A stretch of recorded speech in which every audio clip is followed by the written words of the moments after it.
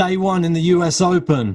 We've had 8 5-set matches. We've had some amazing comebacks. And no first round would be complete without some early upsets. Hi, I'm Ilya Marchenko. I'm Denis Kudla. I'm Evgeny Donskoy. I'm Henry Laaksonen. I'm Peter Torebko, and you're listening to the Game to Love podcast.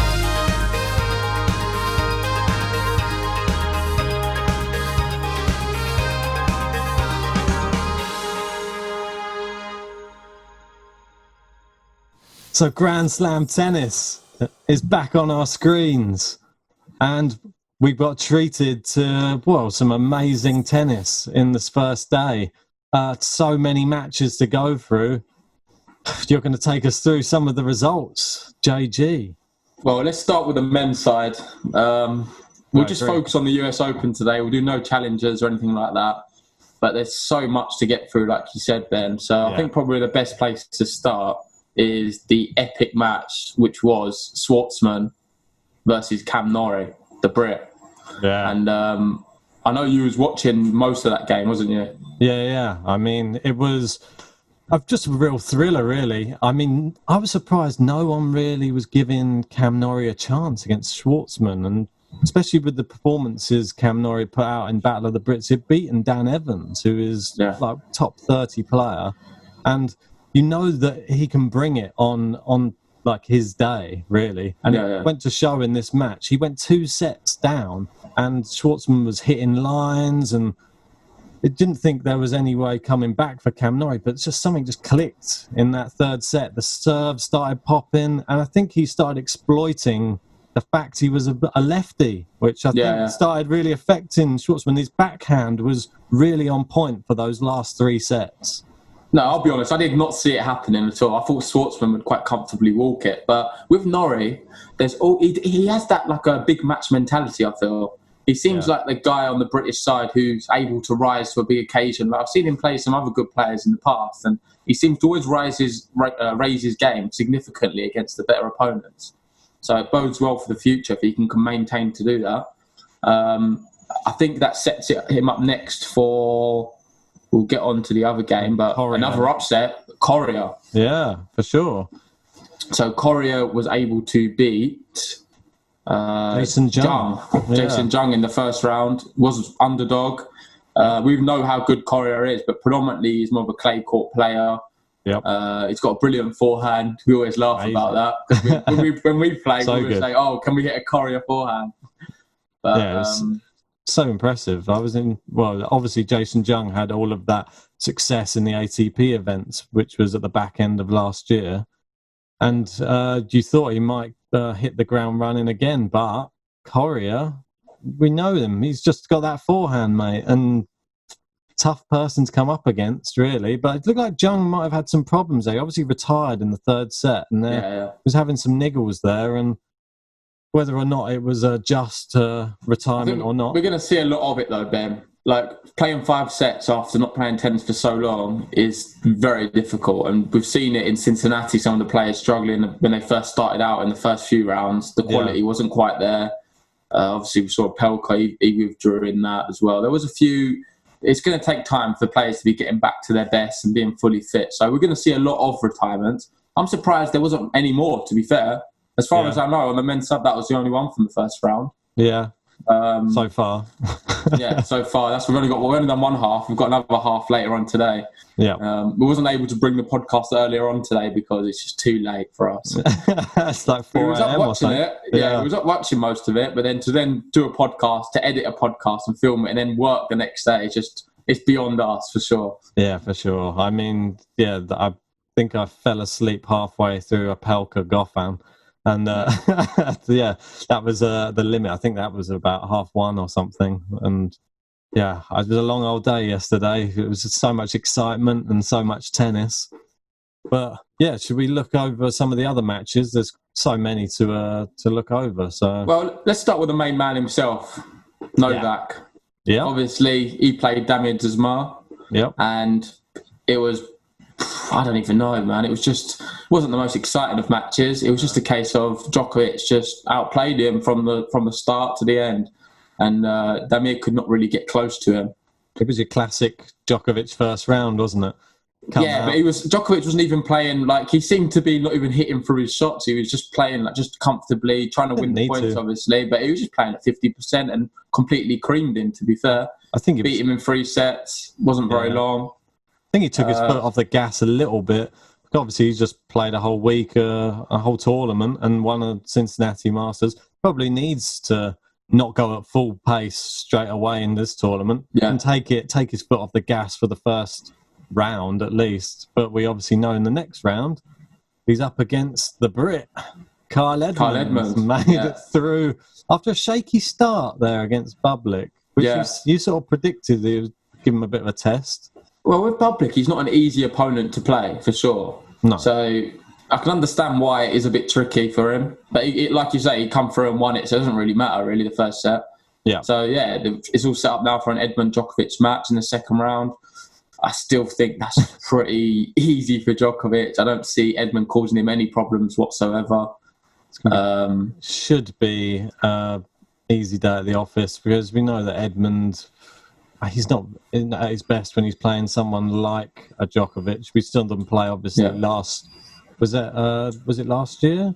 When it was, I think he lost in straight sets to Djokovic last year. I think he did, But that was when I was gassing up Edmund after he came on the comeback. Yeah, I remember now.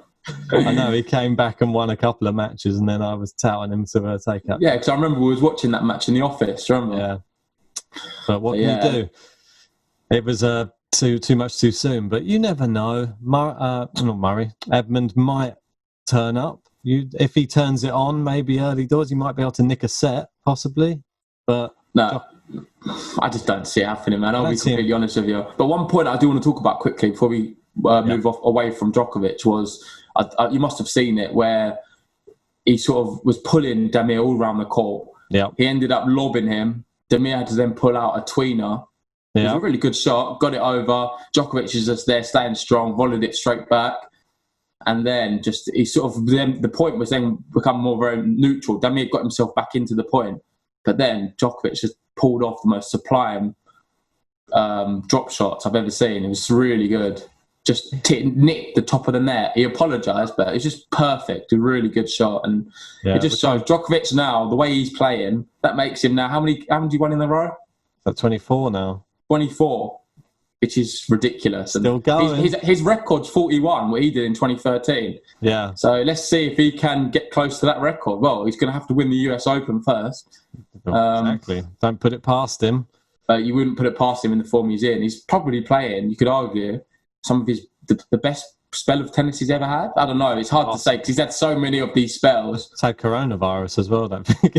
So it's going to be... He's doing well considering he's recovered from that. Plus his whole injury thing with his neck and everything as well. So and I want the guy's a beast. Yeah, let's make a point of saying there's people commenting saying that we're not picking Djokovic as a favourite for this US Open. We both think he will win the competition. But that is why we're actually making another pick.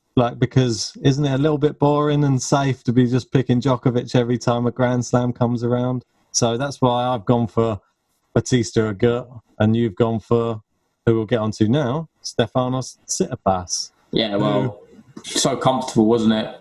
3 sets, he just walked it, and it's looking really good for him. To be fair, I didn't actually watch too much of the game, but I saw some of the highlights. Yeah, and it's easy. Literally, walk in the park. And I thought what was interesting, it was like a vintage Tsitsipas. He plays a different style of tennis when he plays against people who he knows he can beat, I feel. And this was like one of those matches against someone like Ramos. He could just hit, that he was incorporating much more slice in his returns before. Now he was just straight back to all top spin returns. Everything was all top spin. And it just, against someone like that, he just shows he doesn't need to. It was an hour and 40 minutes. See you later. I'm going off for a rest. And now, he's up against Mr. Chip and Charge in the next round, Maxime Cressy. So I didn't catch any of that game either. It's just so hard, isn't it, to watch all of these matches because there's so many. You basically have to choose which ones you want to watch at the time. Yeah. And I just find the whole evening just get absorbed watching US Open tennis. So, But what I can say about Krejci, I've seen him in the past. We know what he's like. Brilliant hardcourt player, the American guy. Predominantly what he does is a chip and charge. He loves coming to the net. He fancies himself with volleying. He's pretty good at it, I must admit. Sometimes it can be quite easy to predict because if he's doing it 9 times out of 10, the opponent, if they work him out, they just blast one at his body or just try and lob him or just pass him. But it's still difficult to do. It's easier in practice than in practice, but he's a good player. But I just don't see him matching. I feel like it's going to be another situation where Tsitsipas is going to get through straight sets, 3-0. Yeah, but you never know in tennis. I think, Tsitsipas is my tip to win it. And I feel like the draw, I saw his side of the draw and I thought he's got some good matches to start off with. That's why I thought maybe if you can build a bit of confidence, obviously it's going to be good if you can get these games out of the way, these matches out of the way in quick succession, because it means he's not on court so long. And hopefully he'll be able to reserve as much fitness as he can when he gets to the latter stages playing against some of the big players. Oh, for sure. And that's one thing that I didn't do in making my pick. Batista, someone who's up against Tennis Sangren, as we know today. And Tennis Sangren can turn up on it against anybody. So I'm just hoping Batista just continues that form from the Cincinnati Masters over and can just dispatch him easily. I'm hoping. Come on. Yeah. Come on, Roberto. Well, we'll see. I think he'll be all right. But back to Tsitsipas's quarter. I may as well go through some of their matches to see who he could potentially face in round 3. Sure. And that is, in that quarter, you've got Londero Donskoy. Yeah. Obviously, fan favourite of the podcast. Yeah, Donskoy. I don't know, expecting a bit better from him. It's a shame he couldn't really nick a set. Yeah. I know. But Londero's a really good player, and it was quite easy for him in the end, beating 3-0. Not much more to say about that match. And then Pablo Andujar Coric, that was the other match. Coric was quite comfortable there as well. Yeah. Pablo's not really been playing very good tennis of late, I've noticed. No, more clay court as well. He's a very experienced player, but he's just not been at the level we've seen him in the past. I thought an interesting one on the next one down was Lajovic, which is probably the correct pronunciation, against Igor Gerasimov, which obviously he was the outsider, which we know what an incredible hardcourt player he is. It's taken out Lajovic in the first round. So that's a really impressive scalp. So obviously Lajovic is one of the seeds. Yeah. He goes out early doors. Well, he was the first seeded men's player to go out in the tournament. And it's really good for him, Gerasimov. We know how good this guy is. We know how capable he is, and it's just a really good achievement to be able to win that game. And now it's going to set up a really good match against Jordan Thompson, who beat Stefano Travaglia. Yeah, Thompson. It's one I said, you want to keep an eye on him in these early rounds. He's got quite a nice route, really. Because if he gets past Gerasimov in the next round, which is not going to be easy, I think he can do it. He would come up against... I'm edging more on the side of Gerasimov in that match. I don't know. I'd go probably more Thompson, but Gerasimov, I wouldn't be surprised if he takes it. And then we've got Kukushkin and Garin on the other side, who they could both come up and face. And so Kukushkin beat Attila Belas. Attila. Our main man. I was watching that match, to be fair. I watched a lot of that. And it just seemed like there were so many opportunities for Attila to serve out for the sets, and he just didn't take them and got broke every time. I think he was serving out for the first set and the second set. The first set and the third set. Yeah. But he was just unable to do it, and he just got broken. And then after getting broken, he then was unable to then to break the other guy's serve, and then he broke straight back and won the set. So it's unfortunate for him. It's a bit of a bridge too far. We know how good Kukushkin is. We remember watching him at Wimbledon. We were sitting there watching him versus John Isner last year, and we saw, obviously Kukushkin won that match. We just saw how good this guy is playing against someone who's pelting the ball down. Really? Like John Isner. From the heights. And it made us realise, wow, this guy is a real performer, and it's not someone you can take lightly. Granted, Kukushkin's been in really bad form of late. He's not won many matches, but the form counts when in the big tournaments, and we've seen him in the big tournaments. US Open, he was ready for this, and he managed to beat Attila in the end quite comfortably. Yeah, and I think he now stands a very good chance in the next round against the seed Christian Garin, who went to 5 sets with 2 sets down. Blanche. He was against Blanche. Yeah, against Blanche. Yeah, and well done for coming back, but surely that's going to be affecting his fitness, or he's going to be a bit tired after playing all those 5 sets. Yeah, but I think Garen's one of them guys who's got stamina.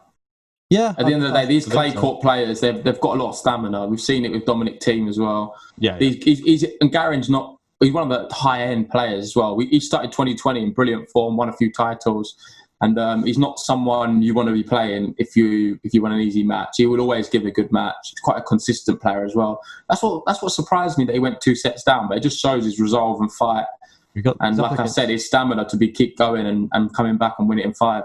Well, Blanche is a decent hardcourt player, and he's obviously from the US, so playing at home, it's always difficult to play against those home countrymen. But it just goes to show he came out of the block slow. Garen, we haven't really seen over the break, really, have we, playing much tennis? So that's probably why it was a bit slow and not like lack of match fitness, let's say. And just did well, got over the line. Now we'll see him up against Kukushkin in the next round. Nice, that'd be interesting. Nice one. And then moving on to another quarter. This is one of my most fascinating ones, and one I really wanted to talk about a lot. And it's one of the matches I watch quite a bit of, because for me, you know how much I like Davidovich Fokina. Yeah, he's a young player, next gen. Yeah, he's a next gen player, one of the new crop coming through. And he's not really performed on some of the big occasions of late. It's been a bit disappointing. But he saved a lot for this one, and he played ridiculously well against arguably one of the best up-and-coming hardcourt players in the game right now. Dennis Novak, and he is really good. Yeah. He is everything you would want in a player. Like, his whole ability-wise, like, his skill set is crazy, and to be able to beat him is a massive scalp early on. I didn't think he was going to do it as well. It took him 5 sets, don't get me wrong. Looks like he outlasted him, though. In that last set, he just suddenly had the extra and more energy. Well, I'll be honest. Dennis Novak, during the beginning of the match, was the better player by quite a distance. Like, he just looked a lot stronger. And Fokina was quite lucky, really, to be staying in a lot of the points and just sort of scraping by and holding serves when I didn't really feel like he deserved to. But then as the match did go on, he sort of wore him out and sort of worked out his game a lot more. Yeah. And then Fokina really come into his own and had a brilliant 5th set where he come through in that. It's incredible. Like, they bageled him in the 5th. Yeah, and then that sets up a really exciting second round match against Herbert Hurkacz. Yeah. Herbert Hurkacz, is it? Yeah, Hurkacz. Yeah. I'm not sure the exact pronunciation. Yeah, another one of our good ones. Yeah. And I'm going to put it out there. I think Fokina's going to beat him. Whoa. That's big. That is big, yeah. I think he's good enough. I really think he's good enough, this guy. Hurkacz is really top level on hard as well. I'm not sure about that. But you've seen he's a bit disappointing at times. You not think? There's so many times where you just watch him and he just disappoints, like where he's not able to reach the level he can play at and ends up losing matches. Granted, he won the first round quite easy. Yeah. 3-0 against Peter Gojowicz. Yeah. Or Gojovic. Yeah, it's a bit of a mouthful, that one. That one's a difficult one. Apologies if you're watching. But I think he's been playing a lot of tennis throughout the whole of this summer. So that's why I'm fairly convinced that he's at least ready for the matches. Like, it's shown there, he's gone through in straight sets. So you're fancying Hubert to win that one? Yeah, he's only played 3 sets, whereas Davidovich Fokina's got 5 sets there. It's slightly longer on court. He's a young player. He can do it. I have a lot of faith in him. I just love him. Advocate, though. Fair enough. We'll see what happens anyway. We'll see who's right on that one. And then moving on to the other few games in that quarter, we had Mannarino versus Sonego. Yeah, Mannarino. I thought that was quite tight, to be fair. Mannarino managed to come out on top. Obviously, there's a lot of controversy with him even being allowed in the tournament. Obviously, Per has tested positive for coronavirus. And he's had contact with Per since, so it's like, why is he there? But apparently there's a lot of rules, like after the match he come out and spoke about it, saying how he's very restrictive in the bubble, like he's not allowed to do certain things. He's got he comes through the back entrance, he gets his food delivered to him on an app. He's got no contact with anyone basically, and he's very much secluded. I think there's 11 players following this same protocol, I believe. Yeah, there's a lot of controversy about this whole bubble thing as well, and just there's a bubble within a bubble, and what I don't know what's going on in this. At the end of the day, in Cincinnati, Guido Pella was unable to play. Yeah, exactly. That's the thing. So what is any difference to this? There's no difference. Yeah, it just seems super unfair on Hugo Dellien and Pella, really, because they were unable to play Cincinnati for basically the same thing. But there's a whole bunch of players allowed to play in the US Open. It's just double standards, and they've been questioned on it, but they just seem to completely avoid the question, because at the end of the day, they don't have an answer for it, because it's not right. Like, if you allow one thing, you can't allow the other. But I don't know. It's just not really a good look, and I can understand why Pella and Dellien are really upset by it. Yeah, and they've got these other things which are sort of happening in some of the other matches as well. Another match we should probably touch on, which I noticed at the end, probably the big upset of the whole first round, which was Big Steve Johnson, another we're big fans of on the podcast, and he took out John Isner in the first round in 5 sets. And what an incredible match. I'm so surprised that he was able to win this match on a tiebreak as well. Well, considering that John Isner won he won the 2 tiebreaks what was had before prior. Exactly. So you're thinking a 5th set tiebreak is perfect, because the other sets what Steve Johnson won were both 6-3, if I recall. Yeah, that's it. So it's like it looked very good for just the final set to be 7-6 John Isner, but it wasn't to be. And Steve Johnson played an incredible match. Wow, suppressed John Isner big time and sort of worked him out. And then they shook hands at the end, which was the controversy. Yeah, I saw that. And a lot of people are hitting out on that because it shouldn't be allowed. Like, there's people calling for the players to be fined. There's some people going even further, saying they should now be kicked out of the tournament. I'm not sure. I'm not sure where I sit with it. It's just a bit arrogant, I felt like it's arrogant to be doing that. Just respect the fact that we're having a tournament in these times. People are losing their lives. It's a really serious thing.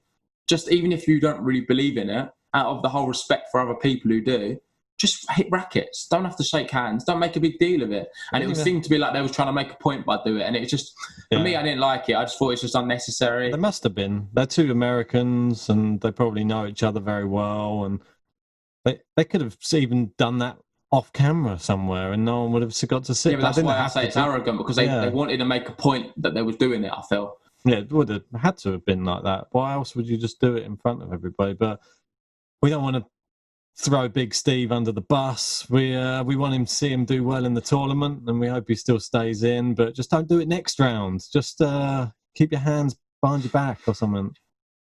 Yeah, I don't know. But just to go backwards a little bit. Yeah. We skipped over a big match, which was Jack Sock Cuevas. Yeah, obviously that's going to be the next matchup for Mannarino.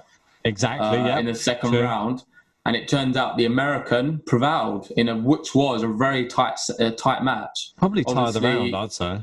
Yeah, you could say so. I watched quite a bit of it as well, because I was interested to see how it was ending. And especially with the fact that Cuevas was serving for the match.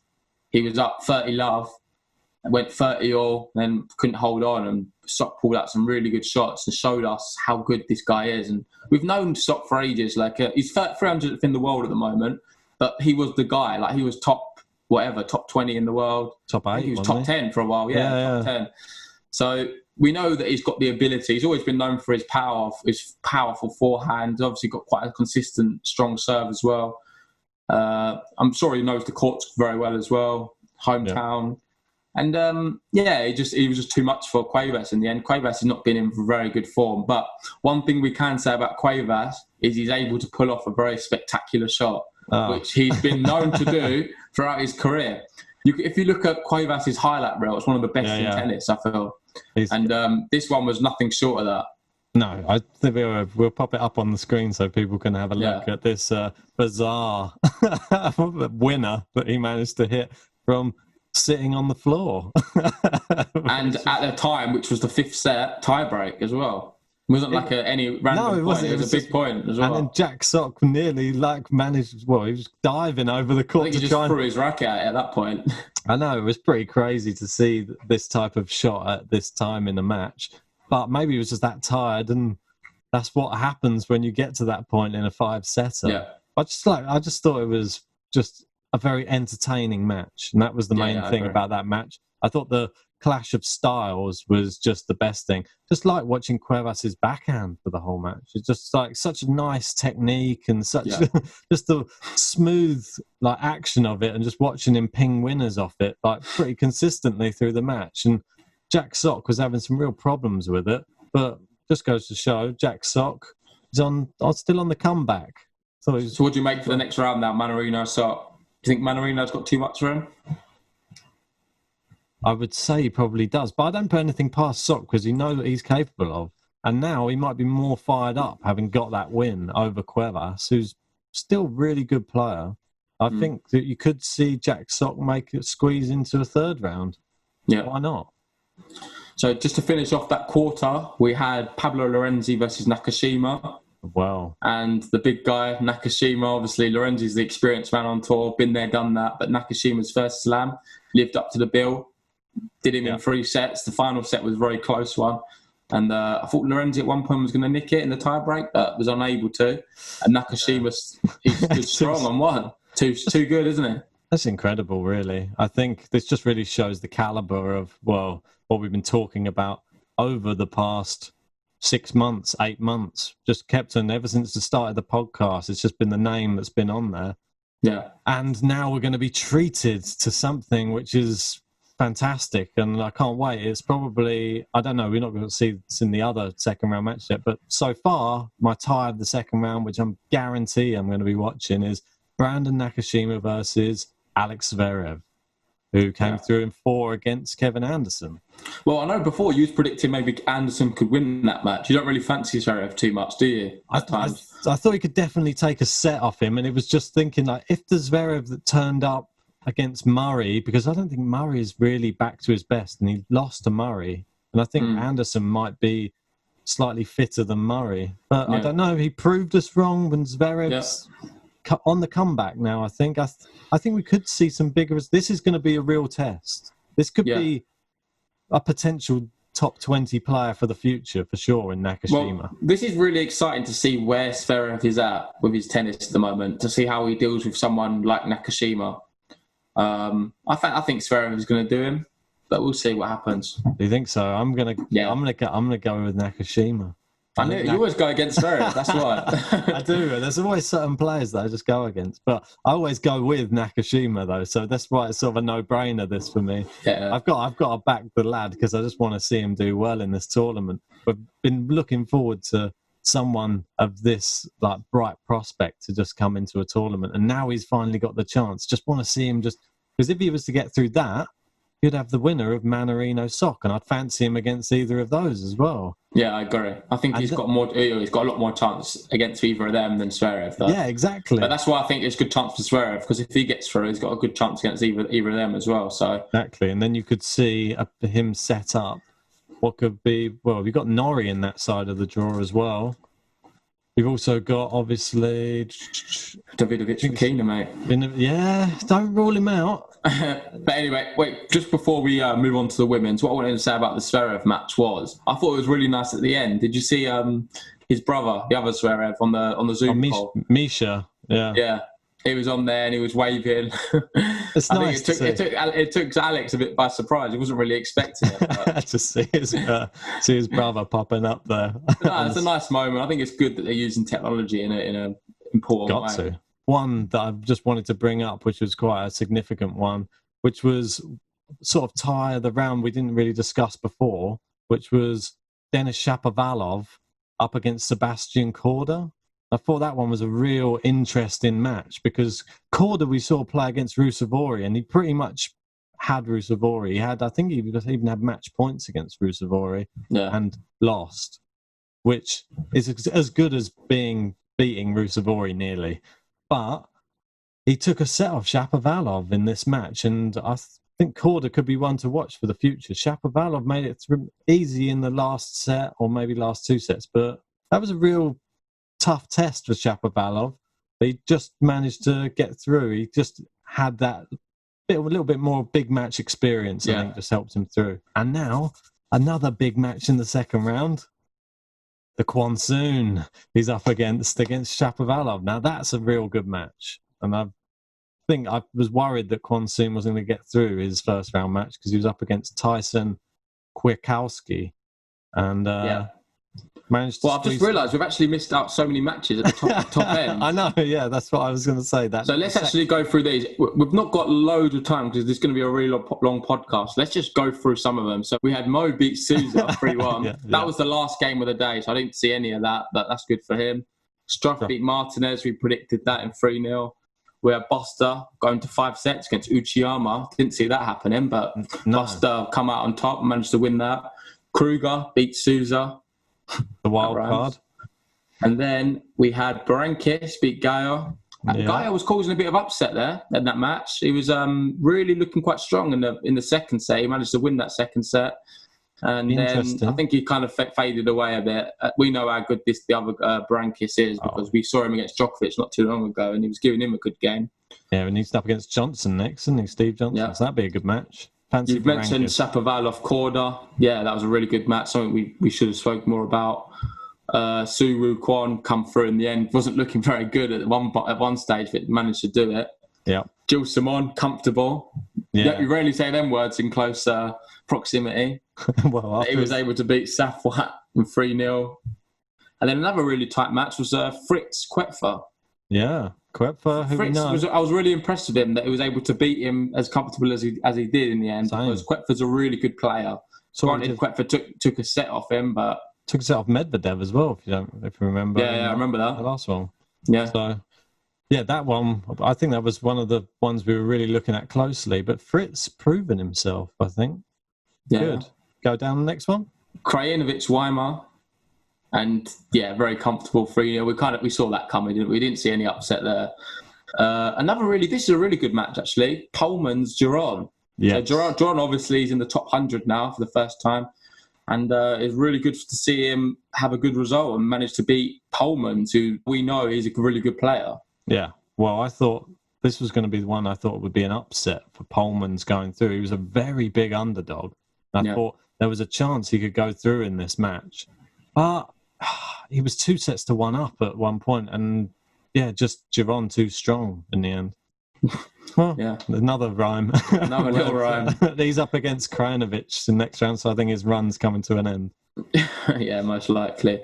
Another one I want to talk about is Haris Cecchinato. Cecchinato is one of them players who obviously should have come on my radar a lot in 2018, Roland Garros, where he made the semi-final. He had a really good run in then. And people were really dubbing him as like the next player coming through on the Italian side, like a really good Italian prospect. But since then, he's just done nothing really. And to be honest, every slam he's played on, he's gone out in the first round. So aside from that semi-final, the first round of every other slam he's played in, he's gone out first round. So, and it's more of that with this match because he went out 3-0. Harris, we know how good Harris is, but.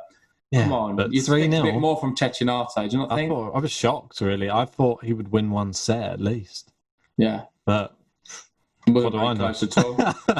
Another match, well, your wild card pick, the one you thought who could, your dark horse. Outsider, yeah. I know. Opelka, already out.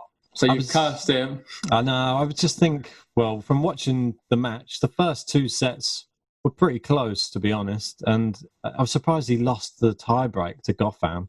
Mm-hmm. But I think the most evident thing in this match, and that was the thing that worried me the most, was going to be the fitness of Opelka. And obviously we saw he had problems with his knee in the Cincinnati Masters. And I think Goffin's his speed around the court is just something to behold, really. Yeah. I think he was, and his passing shots were sublime. He was just doing everything right, and Opelka didn't really have many answers. He looked like he was sluggish a little bit. Yeah. And that was, the writing was on the wall. Goffin too good. And I apologise to Opelka for cursing him. But anyway, that's all of the first round matches for the men's we've covered. Yeah. That was a few. Well, not all of them. Sorry, that's only half of them. We've got the other half tonight. Yeah. So we'll bring you. Before we get on to that, let's have a look at the women's. We're probably not going to be able to do an extensive analysis on them because we do have jobs to go back to. Unfortunately, let's ping out a couple of the standout performers in this first round there, which I thought. Well, let's just hit the main headline: Coco Gauff out of the US Open in the first round, and we said no easy match there in the first round. They didn't do any favours. Yeah, although saying that, I did think she would win that. I'm a bit surprised she wasn't able to. I know she did. It just wasn't the same Coco Gauff I've seen. A lot of unforced errors, and Sevastova was just too strong for her in the end. I thought it looked a little bit like it was a woman versus a girl. That was my analysis of that match, really. I think she didn't want to get beaten by Coco Gauff, and so she sort of overpowered her a little bit, and it just became evident. I think the experience showed as well, and she looked very determined, especially after losing that second set. She didn't look like she wanted to get beaten by Coco Gauff that day, and yeah, she didn't. She came through. Pretty impressive win. So like a good feather in your cap as well, having taken out a really bright prospect. She's going to be up against somebody who cruised through in the next round, who's Kostyuk. Yeah. Well, so I expect her to probably go through again though against her. Yeah, we should probably touch on the first seed as well, Caroline Pliskova. Yes, we should. It's good to see her back to winning ways. Seems like a while since she was last won. And it didn't look good. Started off, went down a break straight away. Yeah. Managed to come through and win that match, which sets up a good second round against Caroline Garcia. Yeah. After Garcia beat Paolini. He's a really good player, but predominantly more of a clay court player, I'd say. Yeah, for sure. Then we've got Bellis, beat Korpach. She was the wild card pick. Close, though. Obviously very familiar with the courts in America. Jem Brady. Brady continuing a brilliant form so far, beating Pliskova, who's a really good player. That sets up a good second round. Bellis, Brady. I think Brady is too strong for her, to be honest. But I don't know about that. You never know, but I think that'd be a really close match, that one. It's a bit weird the way it's been set up as well, because we've got two Americans that will now face each other in the next round, and then we go a bit further down. We had both the Germans went through. Kerber knocks out Tom Janovic, 6-4, 6-4, and then Friedsam knocks out Dolehide, 6-2, 6-2. So now the battle of the Germans there in the next round. Well, it's good to see Kerber back on court. It seems like ages since I've seen her play tennis. And she looked it was a very commanding win, actually. Yeah, and that was the one I thought would go to 3, to be honest. I thought it was going to be the closest tie of the round, but Kerber looks like she's going to mean business this tournament, I think. Yeah.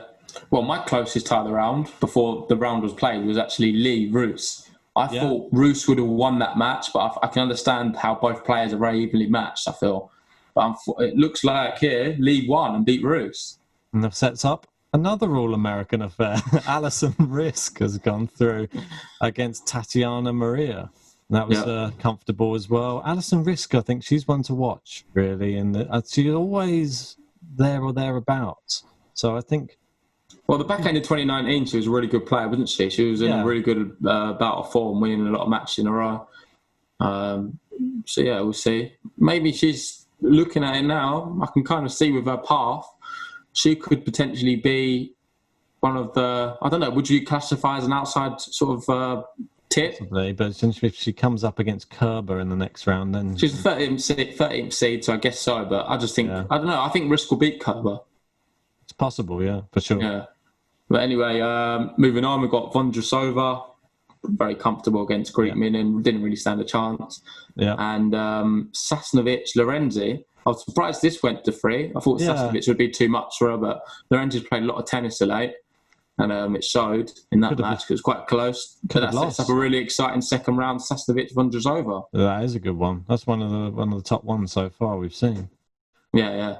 It's a shame they're playing so early though, them two. It'd be nice to have them more towards like a quarter-final or something. Yeah, for sure. Who else have we got in this draw? Putin Saber went through fairly easily.